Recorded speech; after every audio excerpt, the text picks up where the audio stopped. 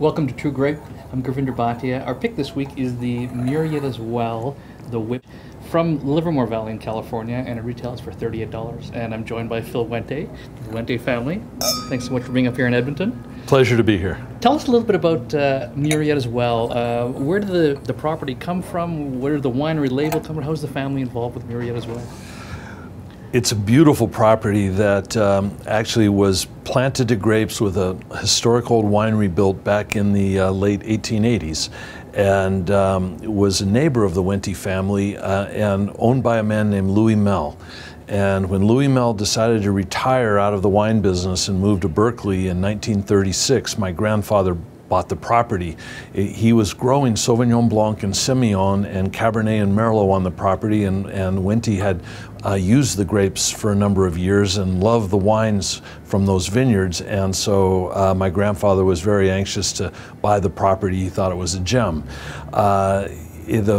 We continued to use the grapes in the Wente blends up until 1990, and at that point we decided that the property had developed such a signature style that we wanted to create a new winery brand, reopen the historic winery with a new brand, and that became the Murrieta as well. And it's a little bit of a story about how it became Murrieta as well. We were reading an old article done on Louis Mel when he retired in 1936, and he described coming to California in the 1850s and 1860s as an insurance salesman, and he fell in love with the Livermore Valley. And he said, of all the valleys in California, I love the Livermore Valley the most, and I fell in love with this property with a flowing stream and an artesian well where the bandit Joaquin Murrieta used to water his horses.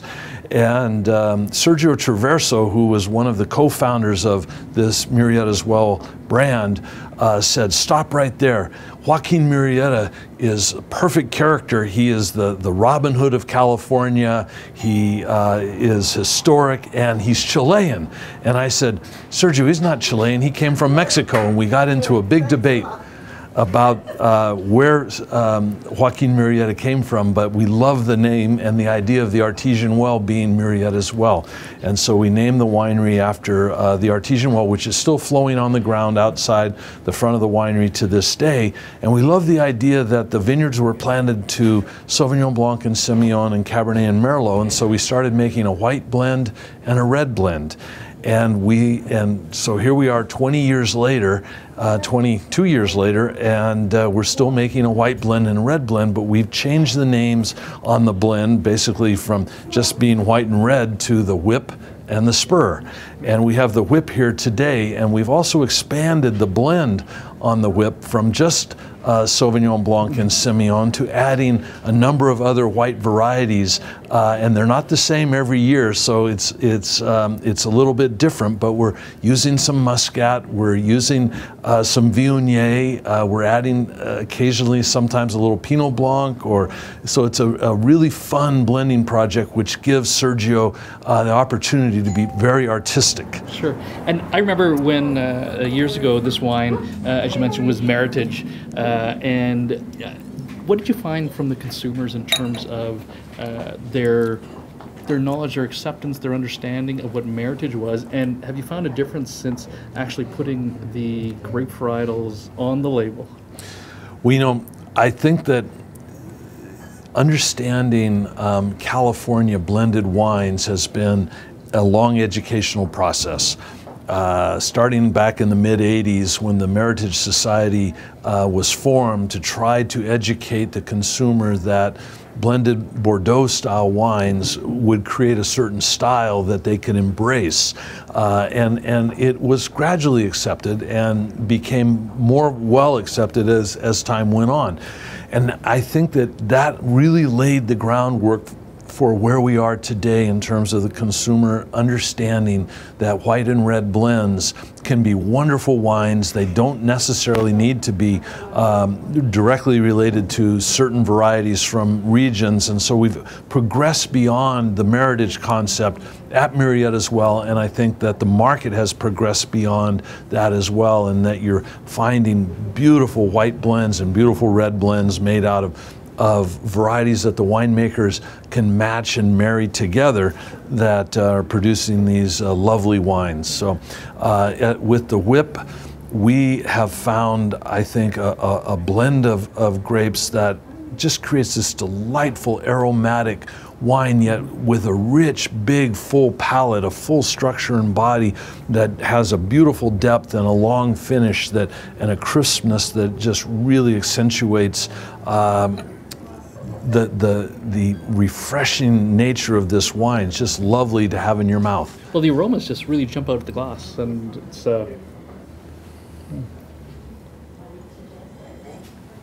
Well, we love the name Whip and its red mate, the spur, with the Western heritage and the hearkening back to Joaquin Murrieta and the early California times, and the Californianos were such great horsemen.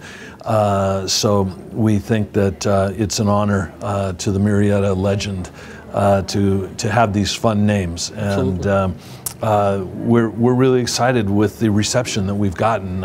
People love the idea. They've embraced it as it's their own. It's my whip, and you can't take it away from me.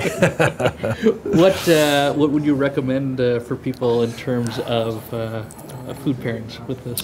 Well, you know, this has both the fruit power and the crispness of acid to really be able to handle some pretty powerfully flavored foods. So I would think you could easily do Asian to even barbecue with this, and I've had some fun doing some barbecue pairings with this, and it's really delicious with pork, with pulled pork, that sort of thing. Well, it does have that nice little weightiness on the mid palate to be able to stand up to that, I think. It also will pair really quite well with